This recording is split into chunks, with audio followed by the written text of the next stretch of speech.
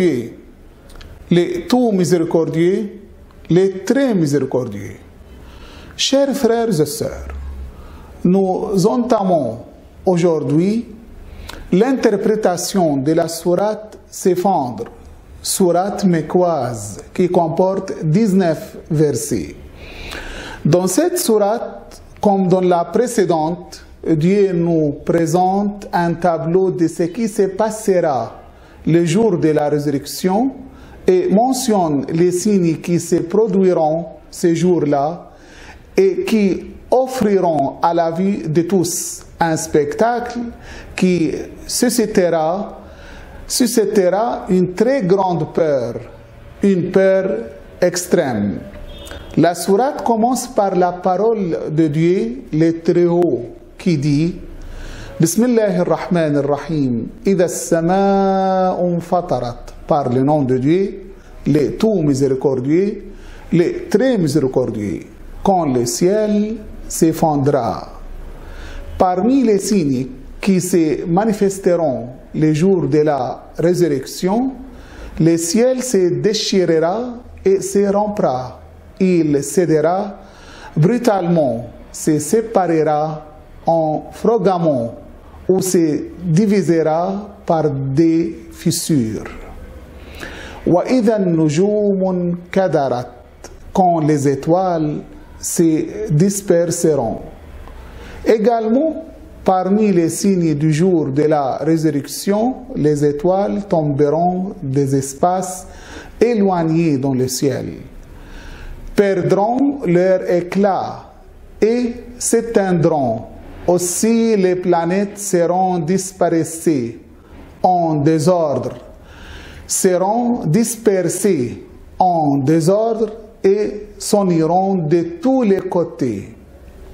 وَإِذَا الْبِحَارُ فُجِّرَتْ, quand les mers seront unies et confondront leurs eaux. Toujours parmi les signes du jour de la résurrection, les mers deviendront de plus en plus intenses, s'enfleront en faisant jaillir leurs eaux, puis la barrière entre les eaux douces et les eaux salées sera lavée, et les deux sortes sera levée, et les deux sortes d'eau se mélangeront pour n'en former qu'une seule. D'autres parmi les exégètes disent que les mers seront comme dynamitées et leurs eaux cesseront de couler, deviendront secs et disparaîtront à tout jamais. وَإِذَا الْقُبُورُ بُعْثِرَتْ, quand les tombes seront bouleversées.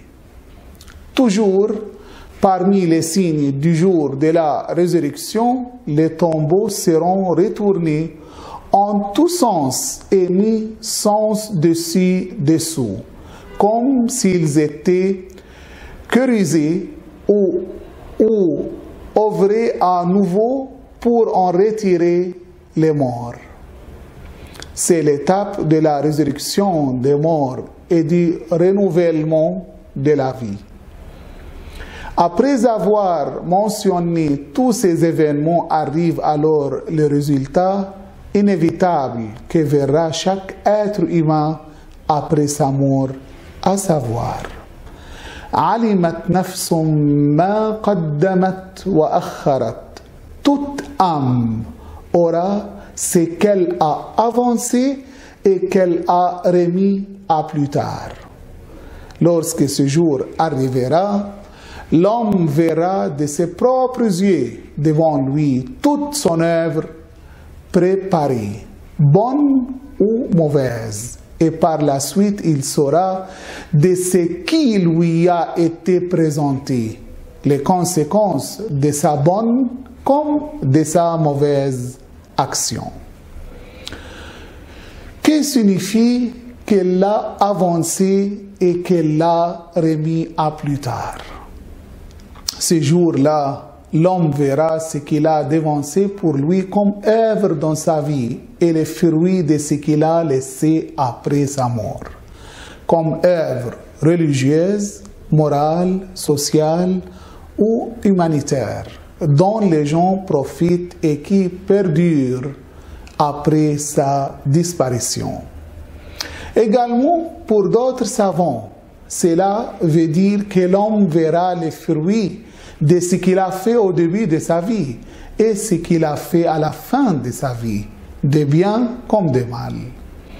En effet, cela reflète les dimensions de la responsabilité de l'homme devant ses actes et montre que les effets de l'acte de bonté ou de les fautes sont liés à l'auteur, même si des milliers d'années se sont écoulées après sa mort.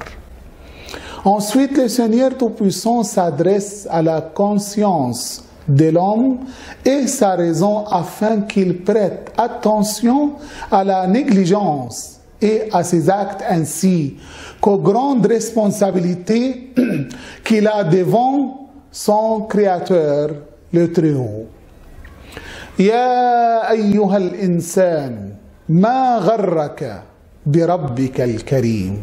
Homme, qu'est-ce qui t'a aveuglé au sujet de ton généreux Seigneur? Ô homme, qui t'a trompé sur ton généreux Seigneur en enfreignant ses lois et enseignements et en lui désobéissant? Qu'est-ce qui t'a rendu aveugle et orgueilleux au point de manquer à un devoir, d'être négligent dans les manières, de tourner le dos à la vérité venant du Seigneur? Pourquoi? Pourquoi cette attitude? Pourquoi cette attitude devant le Seigneur généreux qui protège toutes les créatures et les englobe dans sa miséricorde infinie? C'est lui qui pardonne les péchés de l'homme et qui lui efface ses fautes. C'est lui qui donne sans rien attendre en retour par sa générosité infinie.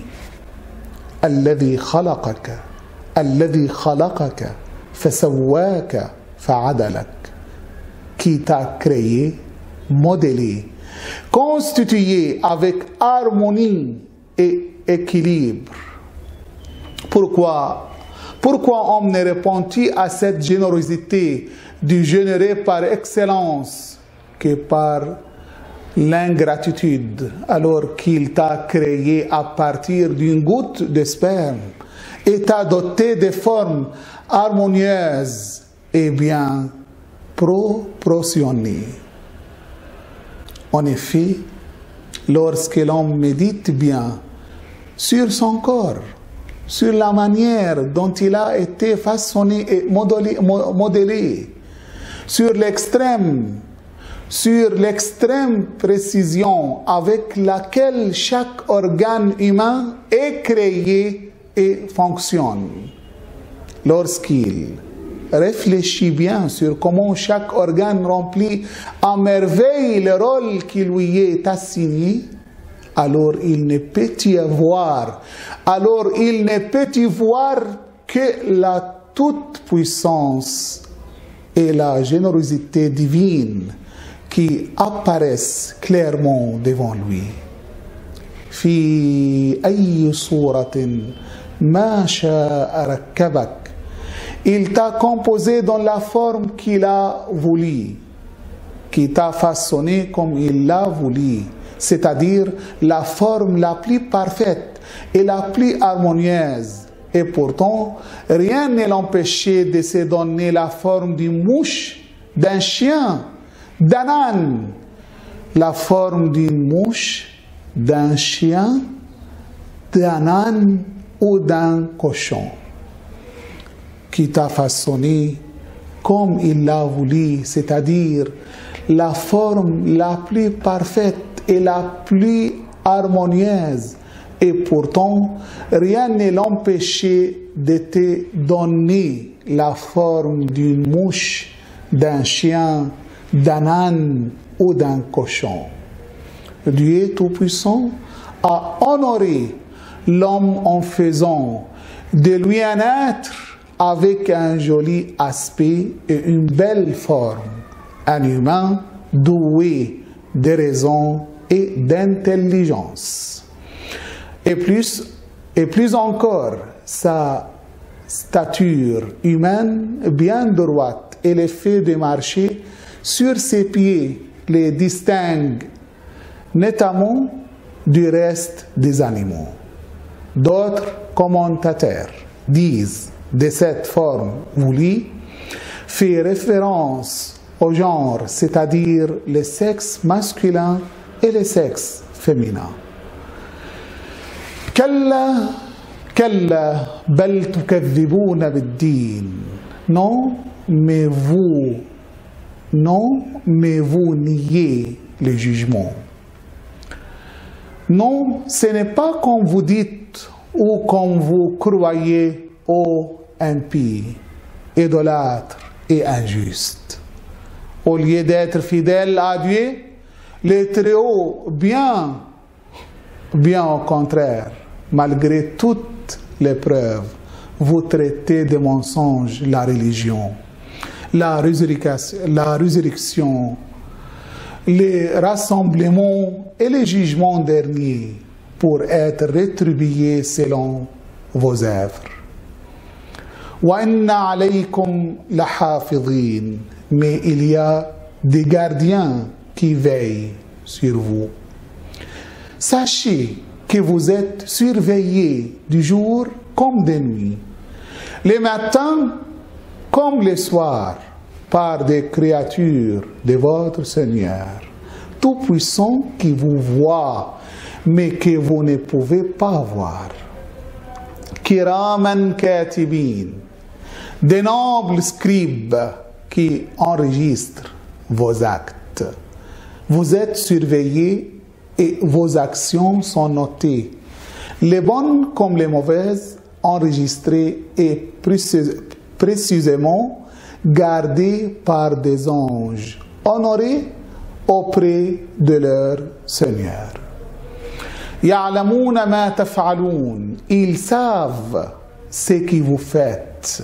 Ils savent parfaitement tout ce que vous faites en bien comme en mal, que vous soyez seul ou non, car le Seigneur Tout-Puissant leur a donné ce pouvoir de connaître les hommes ainsi que leurs œuvres. Innal abrar lafi na'im. Oui, les bons se trouvent dans les délices paradisiaques. Qui sont al-abrar?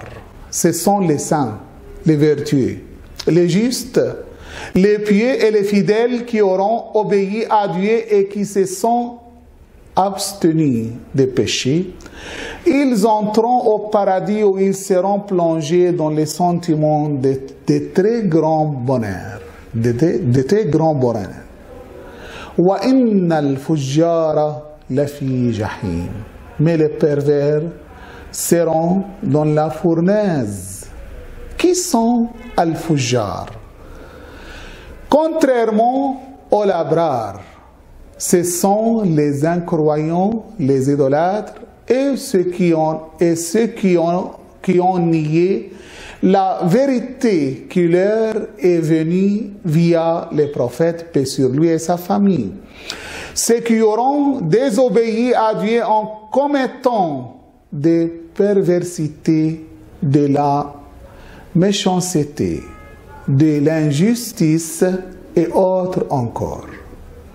Ils seront assurément dans une fournaise ardente, sans pouvoir y échapper, ne serait-ce qu'un court laps de temps. Et c'est quoi Al-Jahim? C'est un degré élevé parmi les enfers. Et quand est-ce qu'ils y seront? La réponse est dans les versets suivants. يصلونها يوم الدين. les jours de la rétribution, ils y seront brûlés. Ils y entreront les jours de la résurrection. وَمَا هُمْ عَنْهَا بِغَائِبِينَ. Ils n'en seront point absents. Ils vivront et goûteront les fruits de leurs mauvais actes dans le feu de Al-Jahim et y resteront éternellement. Notons que tous les gens du péché ne seront pas châtiés éternellement, mais que certains le seront pendant un certain temps, puis sortiront de l'enfer. Par contre, d'autres, comme ceux qui ont associé Dieu à quelque chose, seront châtiés éternellement et ne seront plus épargnés des supplices de l'enfer. وَمَا أَدْرَاكَ مَا يَوْمُ الدِّينِ. Que sais-tu de ce qu'est le jour de la rétribution? Qui te dépeindra le jour du jugement dernier? Et comme affirmation, la question est répétée. ثُمَّ مَا أَدْرَاكَ مَا يَوْمُ الدِّينِ. Encore, que sais-tu de ce qu'est le jour de la rétribution? Oui, qui te dépeindra le jour du jugement dernier? Bien sûr, personne ne pourra te dire, mais Dieu donne la réponse par des éléments d'indice en disant يوم لا تملك نفس لنفس شيئا والأمر يومئذ لله. Le jour où personne ne pourra rien pour personne, ce jour-là, le commandement sera à Dieu. C'est le jour où aucune âme ne pourra rien pour une autre, à moins que Dieu ne l'autorise pour permettre à un de ses serviteurs d'intercéder en faveur d'un autre. C'est le grand jour où la puissance, la capacité et la décision appartiendront à Dieu seul et exclusivement à lui. Chers frères et sœurs, ainsi se termine la sourate S'effondre et nous vous donnons rendez-vous pour la prochaine sourate avec la permission de Dieu le Très-Haut. Wassalamu alaikum wa rahmatullahi wa barakatuh.